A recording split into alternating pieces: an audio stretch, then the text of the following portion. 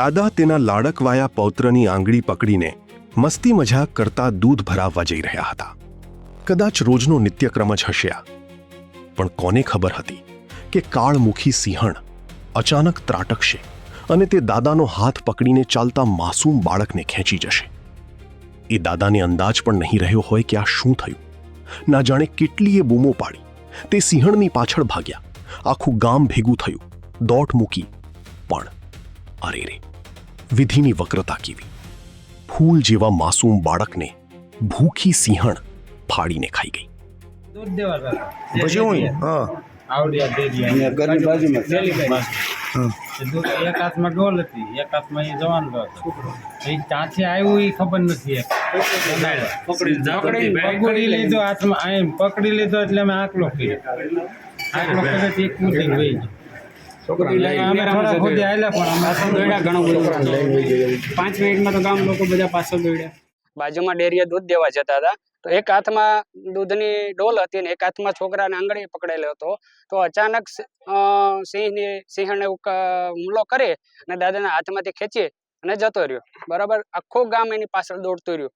5 જ મિનિટમાં ગામ લોકો ભેગા થઈ ગયા, પાછળ દોડ્યા તો 1.5 કિલોમીટર સતત દોડ્યા. ફોરેસ્ટ ડિપાર્ટમેન્ટને જાણ કરે, બહુ બધી જાણ કરી, છતાં આવ્યું ને ડુંગરા ઉપર ચડી ગયું. ગઈકાલે આ ચતુરી ગામમાં સાંજના સમયે વાઘાભાઈ સીડા નામના વ્યક્તિ પોતાના પૌત્રને લઈ 5-6 વર્ષના પૌત્રને લઈ બાજુમાં જે ડેરી છે ત્યાં દૂધ દેવા માટે જતા હતા.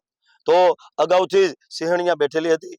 બરાબર, સિંહણે આવી અને હુમલો કર્યો અને બાળકને નજીકના જંગલમાં ખેંચી લઈ જઈ અને બાળકને ફાડી ખાધેલ છે. આ ગંભીર અતિ અઘટિત ઘટના છે.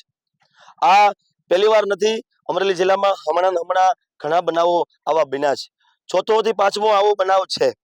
તો આ ઘટના ઘટ્યા જ કરે તો સરકારની આપણે માગીએ અને પછી જાગે, એની કરતા ત્યાં એને એવી નહીં ખબર હોય.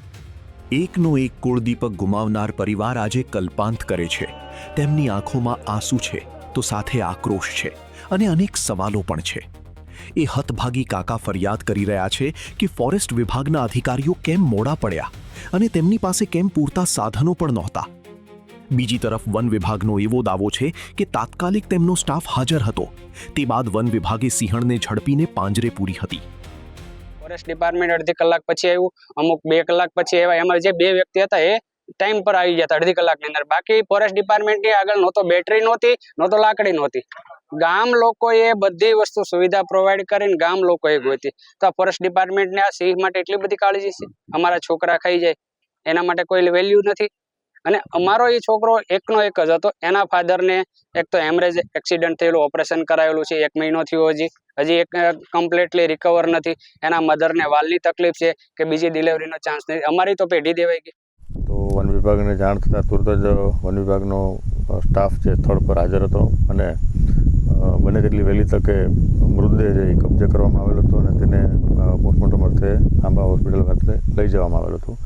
ત્યારબાદ જે વન્ય પ્રાણી દ્વારા મૃત્યુ પામેલ હતું તે વન્ય પ્રાણીને પકડવા માટેની કામગીરી છે હાથ ધરવામાં આવેલ હતી અને અત્યારે એક સિંહણ જે છે એ નજીકના વિસ્તારમાં હતી. તેને અત્યારે એક્યુલાઇઝ દ્વારા પકડી પાડવામાં આવેલી છે અને હાલ ઓપરેશન ચાલુ છે. કાકા તેના ભત્રીજાને ગુમાવવાની પીડા વ્યક્ત કરતા કહી રહ્યા છે કે ક્યાં સુધી અમારે અમારા બાળકોને જંગલી જાનવરોના હવાલે કરવાના.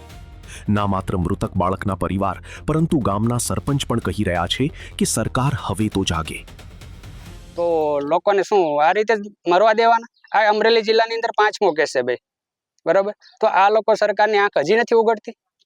તો નેતાઓ પોતાના છોકરાને આવીને મૂકી જાય ગામડાઓમાં તો ખબર પડે. એને એના પોતાના સ્વજનો ગુમાવે, પોતાની પેઢીઓ બંધ થઈ જાય, વારસદાર નો કોઈ હોય તો ત્યારે એને ખબર પડે. આ જે દાદાના હાથમાંથી બાળક ગયો અને આજીવન જીવશે ત્યાં સુધી એના માઇન્ડમાંથી મગજમાંથી જવાનું નથી ભાઈ. કે ફોરેસ્ટ ડિપાર્ટમેન્ટને લગતા, જંગલ ખાતાને જંગલને લગતા આ બધા ગામડાઓ છે.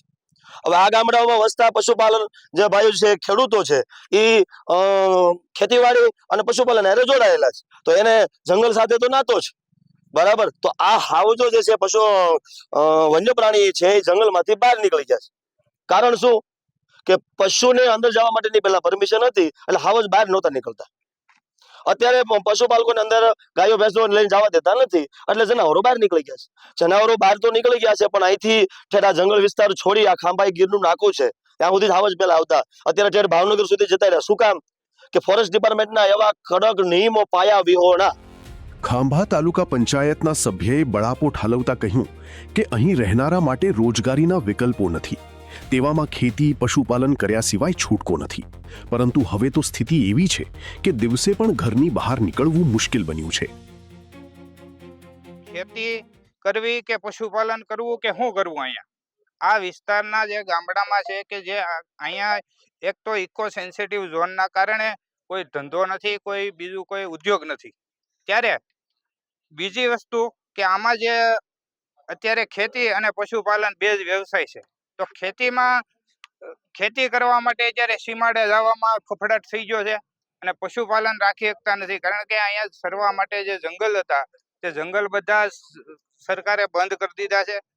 અને બીજી વસ્તુ કે અત્યારે ખેતીમાં ખેતરે જવા માટે પણ જોખમ છે કાયમિકનું, કે ખેતર જવું તો રાતે આ વન્ય પ્રાણી જો હવે માનવ ઉપર હુમલા કરવા માંડ્યા છે, ત્યારે હવે રાતના તો શું કરવાનું? આ જો ધોળા દિવસે આવી રીતનું પકડી જતા હોય તો પછી રાતનું ખેત વાડીએ કોઈ હોય નહીં, ત્યારે એક બહુ મોટું જોખમ થયું છે.